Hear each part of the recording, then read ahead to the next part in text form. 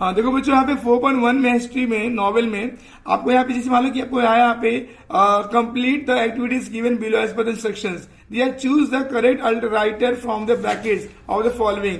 मैं आपसे ये कहूंगा आपको, जैसे मान लो कि पहला दिया हुआ है द पिलग्रिम्स प्रोग्रेस, किसने लिखा है? तो आप बोले पिलग्रिम्स, आप शॉर्ट में एक बार लिंक कर लेते हैं। जो पिलग्रिम है ना, मतलब क्या, तीर्थयात्री, फॉर एग्जाम्पल तीर्थयात्री, तो वो कहाँ जाते हैं? बनियान ट्री में पानी डालने जाते हैं ना, तो जो वट के झाड़ में, तो बनियान, तो यार जॉन बनियान, यहाँ पे हालांकि स्पेलिंग वो नहीं है, मैं लिंक करने बोल रहा हूँ। पिलग्रिम कहाँ जाएंगे? वट के झाड़ में पानी डालेंगे, तो क्या होगा? बनियान, जॉन बनियान, इसका ऑप्शन है। आगे बढ़ो, जैन अय्यर, ये अय्यर को, जो ईयर है ना, इसको आई समझो, क्या समझो? आई, तो आई मतलब 2 आंख और 2 चश्मा का कितना हो गया? 4 हो गया। तो बोलने का चार लोटे ब्रॉन्टे, 4 लोटे ब्रॉन्टे, 4 आंख वाले 4 लोटे ब्रॉन्टे। आगे बढ़ते हैं, रॉबिन्सन क्रूज, रॉबिन्सन क्रूज, ये क्रूज मतलब मान लो लिंक कर लो अपना जहाज से, शिप से। इतना तेज शिप आया कि जो डैनियल है ना वो डेफ हो गया। डैनियल क्या हो गया? डेफ हो गया। ध्यान दो बच्चों, रॉबिन्सन क्रूज इतना तेज लेके आया कि वो जो डैनियल ना डेफ हो गया। ध्यान देना। फिर यहाँ पे प्रैंकस्टीन किसने लिखा है? तो प्रैंकस्टीन, मान लो कि यहाँ पे लड़कियां प्रैंक करती हैं, मतलब क्या हुआ? प्रैंक करके शादी कर लेती, तो मैरिज शाली, प्रैंक करके शादी कर ली, मैरिज शाली। तो ये करके आप नॉर्मली आप लिंक कर लो इतना है ना। देखो बच्चों, मैच द कॉलम का नाम को है यहाँ पे मुरासाकी शिकबू ने यहाँ पे एक स्टोरी लिखा है, टेल ऑफ गेंजी। तो ये टेल ऑफ गेंजी एक बुक का नाम दिया हुआ है, टेल ऑफ गेंजी, याद रखना। मुरासाकी शिकबू का टेल ऑफ गेंजी। नोवेला का मीनिंग होता है न्यू, क्या होता है? न्यू। डॉन किक्विजिटो जो है ये 70 मतलब क्या होता है? एक स्पेनिश राइटर, इन्होंने लिखा हुआ है डॉन किक्विजिटो। फिर आगे दिया राजा राम मोहन वाइफ एक नॉवेल है जिसको लिखा हमारे इंडिया के बंकिम चंद्र चट्टोपाध्याय जी ने लिखा हुआ है। नॉर्मल समझो, वापस समझ लो। Murasaki Shikibu, tale of Genji, novella, new, Don Quixote, Cervantes, और राजा राम मोहन वाइफ लिखा है बंकिम चंद्र चट्टोपाध्याय। ओके, याद रखिए। देखिए अब क्वेश्चन में थर्ड लेते हैं हम लोग यहाँ पे, rewrite the following statements in chronological order. आपको क्रोनोलॉजिकल ऑर्डर में लिखना हम लोग को है कि कौन सा पहले आएगा। मैं कह रहा हूं आपको यहाँ पे, देखो यहाँ पे 4 दिया हुआ है। Mulk Raj Anand novel of originated Indian novelist, तो यहाँ पे मैरी सॉलवर्ट, यहाँ ये चारों को क्रोनोलॉजिकल ऑर्डर में अरेंज करना है। सबसे पहले समझना है कि नॉवेल कहाँ से ओरिजिनेट हुआ है, तो ये नॉर्मली ओरिजिनेट हुआ होगा इंग्लैंड से, कि नॉवेल कहाँ से ओरिजिनेट हुआ है? इंग्लैंड से। उसके बाद जब इंग्लैंड से हुआ है तो नॉर्मली यहाँ पे जो राइटर कैसे होंगे? वो इंग्लिश होंगे। तो Charles Dickinson, Walker Scott become the famous, तो ये आपका सेकेंड ऑर्डर आएगा। थर्ड यहाँ पे आने वाला है, तो इंडियन नॉवेलिस्ट हमारे से अरविंद आदित्य, अरुणोदय रॉय और किरण देसाई वगैरह वगैरह, ये सब हमारे उस समय आए। उसके बाद में एक एरा चालू है इंडिया में हमारे मुल्कराज आनंद, आर.के. नारायण जी पे है। ओके, क्वेश्चन नंबर 4 दिया इसमें, choose the correct option from the brackets and fill in the blanks. The characters in the dash novel interact with the other characters and undergo plausible and the everyday experiences।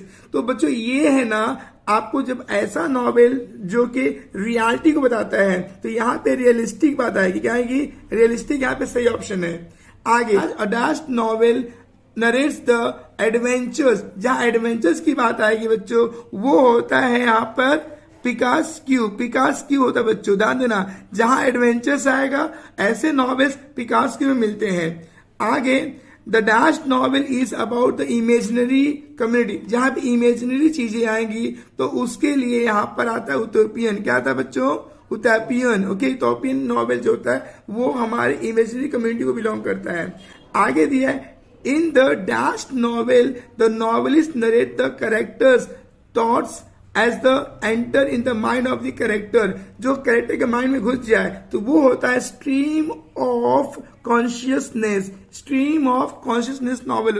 Right the following statements are true और false, correct the statement false and rewrite them. जो भी false statements होगा उसे correct करना है। पहला, character describe the behaviour of the characters in the story, ये आपको ट्रू है। जो भी कैरेक्टर्स होते हैं ना उसको डिस्क्राइब करते हैं, तो वो हम लोग का ट्रू है। ओके, आगे the main character in the story और is referred to as the novella, ये गलत है, ये फॉल्स है। इसका सही आंसर आएगा प्रोटागोनिस्ट। लिखिए हम लोग यहाँ पे प्रोटागोनिस्ट, प्रोटागोनिस्ट, ठीक है, हमारा सही आंसर है। Now number third, the struggle between the opposite forces in the story is called antagonism, नहीं ये गलत है। देखो जब हम लोग यहाँ पे देखते हैं कि अपोजिट फोर्सेस का स्टोरी दिया हुआ है उसे बोलते हैं कॉन्फ्लिक्ट, क्या बोलते हैं, कॉन्फ्लिक्ट बोलते हैं, तो ये हमारा स्टेटमेंट फॉल्स है, यहाँ पे आंसर कॉन्फ्लिक्ट आएगा। Fourth, theme is the central idea in the novel which can be express in the nutshell, nutshell में हम एक्सप्रेस करते हैं नॉवेल्स के, तो ये आपका सही है। जो भी थीम होता है, सेंट्रल आइडिया होता है नॉवेल का, वो हम लोग नॉवेल में नट सेल में एक्सप्रेस करते हैं, तो नट सेल्स यहाँ पे आपका जो दिया है ये आपका ट्रू है। ओके, या नेक्स्ट क्वेश्चन देखते हैं हम लोग यहाँ पे, चूज द करेक्ट, देखो choose the correct answers from the box given below which define the element of a novel. देखो एलिमेंट ऑफ नॉवेल को डिफाइन करने वाले हैं, तो कौन कौन से शब्द होंगे, आपको यहाँ पे 4 क्वेश्चन दिया हुआ है। The language and technique use by the author for is narration, उसे बोलते हैं हम लोग यहाँ पे स्टाइल, तो स्टाइल आपका पहला यहाँ पे ऑप्शन है। Now second, the central idea in the novel, central idea in the novel को हम कहते हैं थीम, क्या कहते हैं, थीम, ये सेकेंड ऑप्शन सही है हमारा है, सेंट्रल आइडिया को थीम बोलते हैं। आगे the struggle between the opposite forces को डिनोट करना है तो उसके लिए कॉन्फ्लिक्ट आता है, थर्ड के लिए कॉन्फ्लिक्ट आंसर आएगा। Fourth, the background in which the story take place, the background in the story take place उसे बोलते हैं सेटिंग, क्या बोलते हैं, सेटिंग। ये नॉवेल में स्पेशली ये कुछ टर्म्स हैं जो यूज करते हैं। पहला, लैंग्वेज टेक्निक के लिए क्या होगा, स्टाइल होता है, सेंट्रल आइडिया के लिए थीम होगा, the struggle between the opposite force के लिए कॉन्फ्लिक्ट होगा, और background in which the story take place के लिए सेटिंग होगा। ओके, 21 में आप देखते हैं जो एक्टिविटीज फॉर प्रैक्टिस के लिए दिया है वो देखते हैं। क्वेश्चन फर्स्ट दिया है, pick out the odd element from the group, यहाँ ऑड बताना है, तो अरुण जोशी, विक्रम सेठ, ग्राहम ग्रीनर और किरण नागरकर। यहाँ पे जो ग्राहम ग्रीनर है ये हमारे इंग्लिश राइटर है, इनको आप हम बोले ऑड मैन आउट है ये।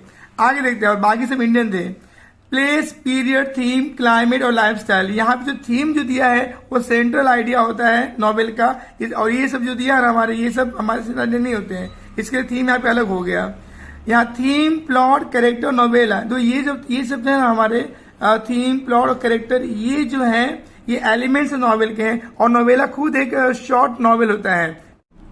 फोर्थ, अरविंद अगिदा, अरुंधति रॉय, आर के नारायण, किरण देसाई, तो ये सब ना नॉवेलिस्ट हैं, और ये जो आर के नारायण जी हैं ये हमारे जो है एक राइटर है, इंडियन राइटर हैं, ये हमारे ऑड मैन आउट हो गए।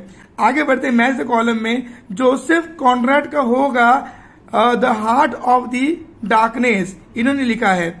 आगे अगदा क्रिस्टल ने लिखा है मिस मार्फल मिस्ट्रीज। ओके, आगे डैनियल डेफो का है मोल फैंडर्स, मोल फैंडर्स। फोर्थ, जेफरी चौसर का होगा द कैंटरबरी टेल्स। ओके, ये हमारे ऑप्शंस हो गए। एक बार वापस देखते हैं, जोसेफ कॉनराड का होगा the heart of the darkness, अगदा crystal का होगा मिस मार्पल, डैनियल डेफो का होगा मोल फ्लैंडर्स, और जेफरी चौसर का होगा यहाँ पे the Canterbury tales. Okay, now fifth one, rewrite the names of the following books in chronological order.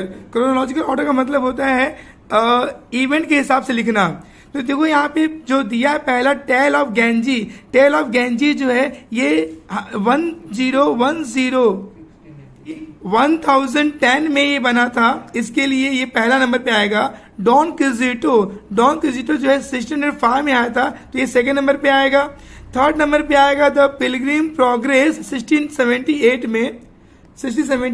में।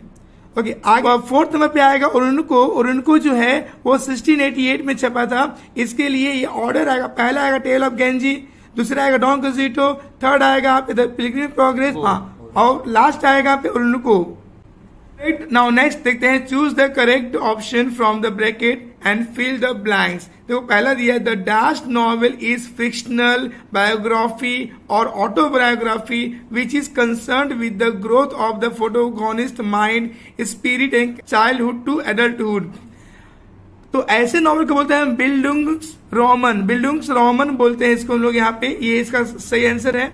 Second, the dash novel includes terror, mystery, horror, thriller, supernatural, Doom, death और DK और haunted buildings. इसको इस तरह के novel को बोलते हैं हम लोग यहाँ पे गोथिक। क्या बोलते हैं? गोथिक बोलते हैं। ठीक है, याद रखिएगा। आगे बढ़ते थर्ड वाला, the dash novel is a novel set in a period earlier than that of the writing. इसे बोलते हैं हिस्टोरिकल। क्या बोलते हैं? हिस्टोरिकल नॉवेल बोलते हैं। Fourth, dash novel is that which the writer present the narrative through a series of the correspondence. तो ऐसे नॉवेल को हम कहते हैं एपिस्टलरी। क्या बोलते हैं हम लोग? एपिस्टलरी बोलते हैं। तो इसका सही आंसर है। आगे बढ़ते हैं हम लोग यहाँ पे, write the following statements true और फॉल्स। यहाँ फर्स्ट दिया है, the plot and character are affected due to the setting. The plot and character जो है वो अफेक्ट होता है सेटिंग से, ये ट्रू है। क्या है ये?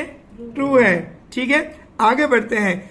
Second, plot is the narrative style of the author. ये भी ट्रू है। ये जो प्लॉट है एक नरेटिव स्टाइल होता है, ये ट्रू है। Now third, a stream of the consciousness is a term coined by the William James.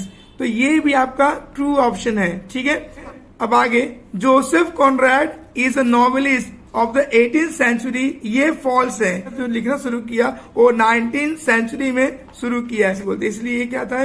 False था। तो सही क्या होगा यहाँ पे? आपको लिखना 19th सेंचुरी। आगे, now sixth one, fill the blanks with the element of the novel. The two types of the conflict that the plot may have are, पहला internal है, internal and external. Second दिया है, the character that is the conflict with the main character in the novel is called the protagonist is called the protagonist. ये आपका right answer है। आगे दिया हुआ थर्ड वाला, द ऑथर में use dash devices to make the narrative effective बनाने के लिए लिंग्विस्टिक जो है इसका सही आंसर है। ओके, तो स्टूडेंट्स आप लोगों ने देखा अभी यहाँ पे हमने 4.1 का नॉवेल का पार्ट हमने कवर किया। ये 4.1 का आपको इसी में से आने वाला 101 तक का, प्लीज आप ध्यान से सीख लीजिए इस वीडियो को।